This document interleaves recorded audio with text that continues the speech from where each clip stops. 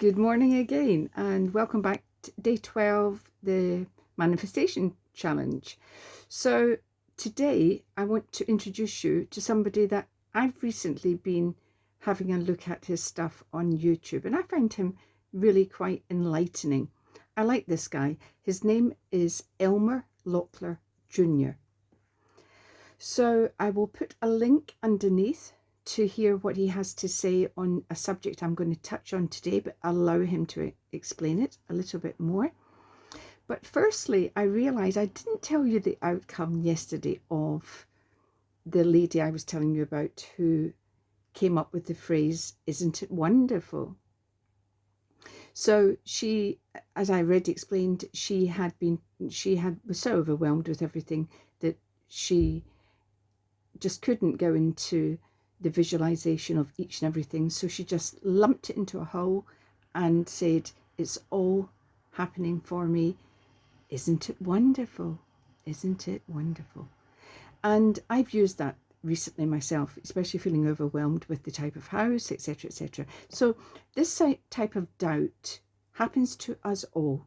And I've been manifesting for a while now and had some good results, but I'm a work in progress. We all are. There are no experts. But I like Elmer because he just brings a vibrancy. And before I go back to telling you about the lady, I'll just explain that his grandfather attended and worked with Neville Goddard, whose work I follow and millions of people follow for manifestation, law of attraction. His grandfather actually was very young, worked with Neville on this and became really, really, really rich. He had his own dance studios, which he manifested in, I think, Las Vegas, which was the top money area in that time. So look into him and look into his stories about his grandfather. They're quite fascinating. So back to the lady. So before I go off on a tangent again, back to the lady. She was so overwhelmed that she came up with the phrase, and she repeated that nightly for, I can't remember. It's Elmer tells you it's in Neville's book. I can't remember the name of the book. There are several, but look up Neville Goddard and what he's written. So she was so overwhelmed with it, but that was it. She let it go. She was repeating her phrase. She was trying to sum up the feelings. She couldn't do the visualization, but she compounded it into the feeling. It's all sorted. It's all come to an end. Isn't it wonderful? And what happened next was quite bizarre. She bumped into a friend who said hi and went back to whatever era that they once knew each other from. And before she knew it, maybe a week later, an envelope plumped on her mat, and in it was a check for $2,500. Now that was a lot of money then in the 30s or late 30s or maybe 1940, whatever it was. It was a huge sum of money. And it was, the friend had bumped into somebody else, and it happened to say that he had seen her, and the guy that he had bumped into had done extremely well for himself and was fabulously wealthy, and he had nice memories of this lady. So he decided that he instructed his solicitor to make a monthly amount, and I think it was for $2,500 still, and she received that for the rest of her life. Now it came to her in a way that she could never, ever, ever have foreseen, have thought of, come up with in her own imagination. She didn't even know the guy had become so fabulously wealthy or held nice memories of her.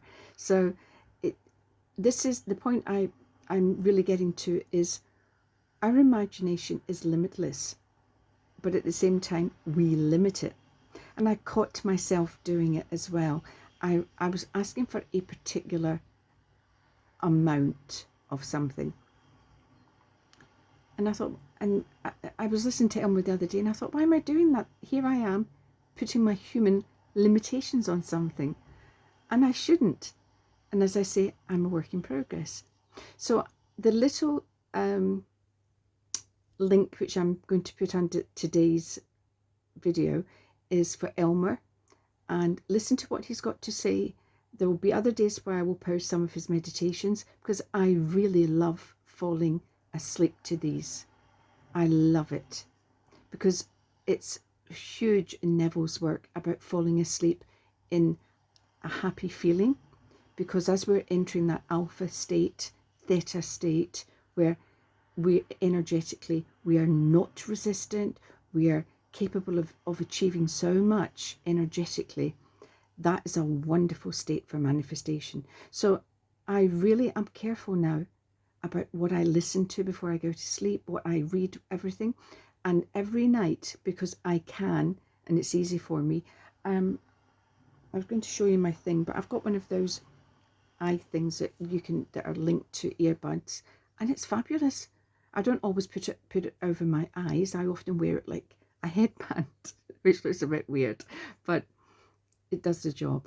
And come with me, I am falling asleep happy, really feeling it about the house and other manifestations, and I'm saying, isn't it wonderful? And I'm so excited and I'm so happy. So I'm able to generate a lot of emotion doing that. So I hope this is helpful to you. Listen to Elmer, look up some of his work, but the main person here is Neville Goddard. As I said before, long gone, but his work lives on. Bye for now.